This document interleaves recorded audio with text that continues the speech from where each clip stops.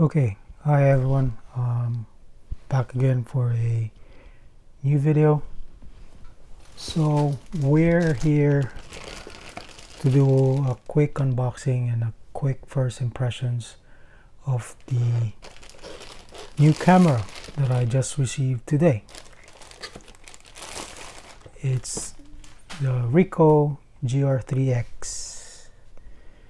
Alright, so this is one of those cameras that I've been waiting for quite a while since it's been announced.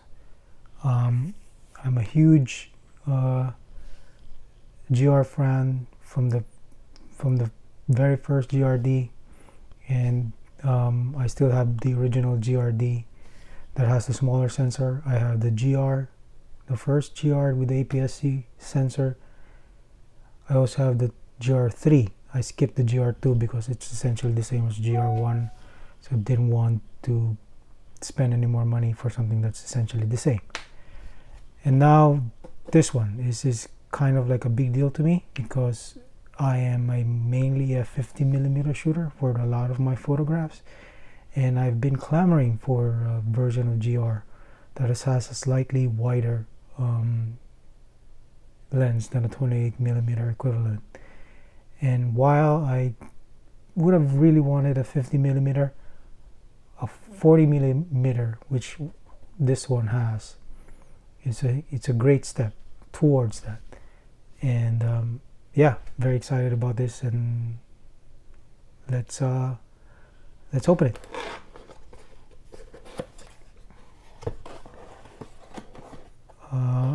Again, just like any other reviews or whatever in this video, I paid for this camera with my own money, not sponsored or anything, because sponsored content is for losers.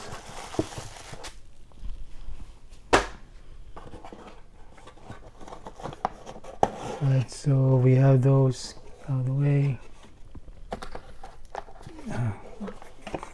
Better angle here.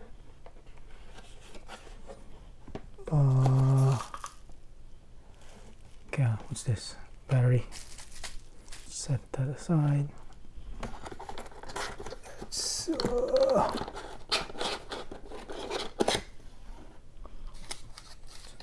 This is the camera, I suppose. It has the AC adapter there, a lanyard here. I wonder where's the rest of it.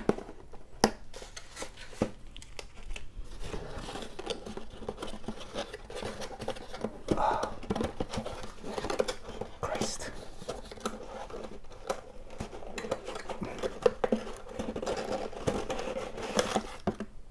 Okay, I guess the rest of the stuff is here. USB-C, just like the GR3, the plug, I guess. And is this?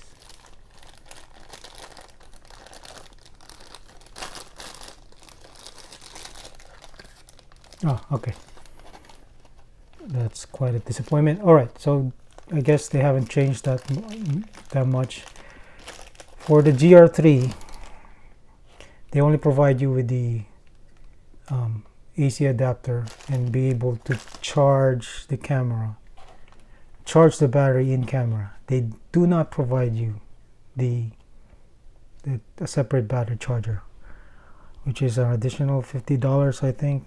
That kind of sucks, in my opinion.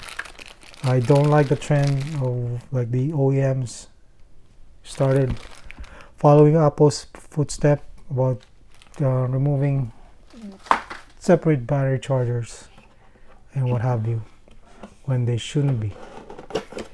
Anyway, let's get that out of the way. All right, so here's the camera.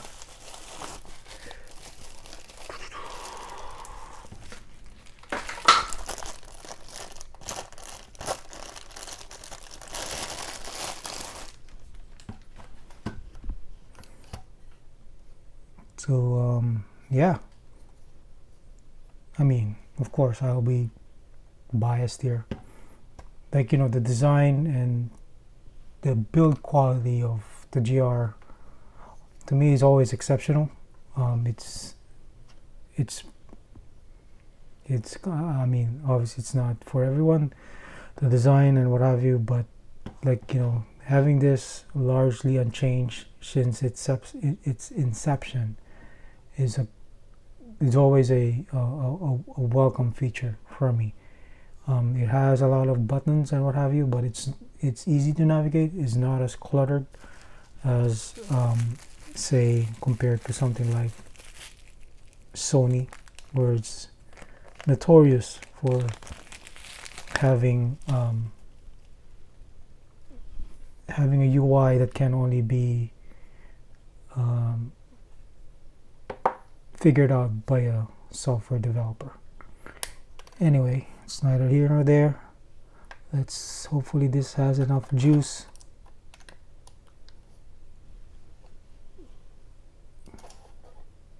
Cool.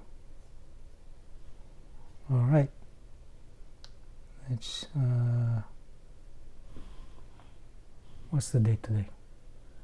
October 15.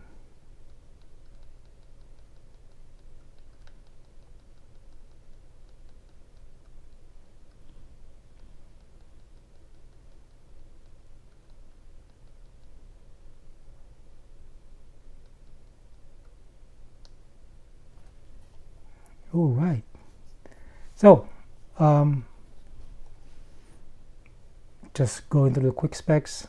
It has a 26.1 millimeter, which is an equivalent of 40 millimeter in 35 millimeter full frame, and yeah, so as you can probably see, it's not the best autofocus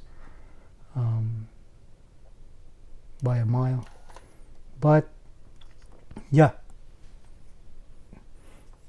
it's probably good enough for my purpose. Just for a quick comparison, this is the original GR3 28 millimeter. Quick glance, it's almost the same size, almost the same width and thickness. I think there's a website out there, I think it's Deep Review, that outlines that the 40 millimeter is slightly thicker, but you can't really tell from just looking at it side by side, unless you have like a caliper or something. The buttons are essentially the same, lanyard location buttons and what have you. The shift here is the same, and I'm gonna go through a full review at some point, but I guess I wanted to just say it out from the get-go. I'm not a fan also of their decision to remove the built-in flash. It's something that I actually use quite often for my photography, and it was one of the nice features of the original GR, and they started removing it from GR3 just to reduce the size, and maybe whatever, cost-cutting measures, whatever the reason is. Not a fan. I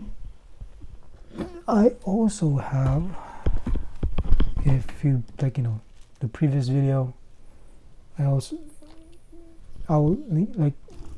know if it's going to be a separate video or whatever. I also have the 40 millimeter on the Nikon Z system, so we'll do a comparison of that with the camera as far as lens quality goes. I know it's not apples to apples, but it's at least it's close, since both have the same 24-25 megapixel, so we could do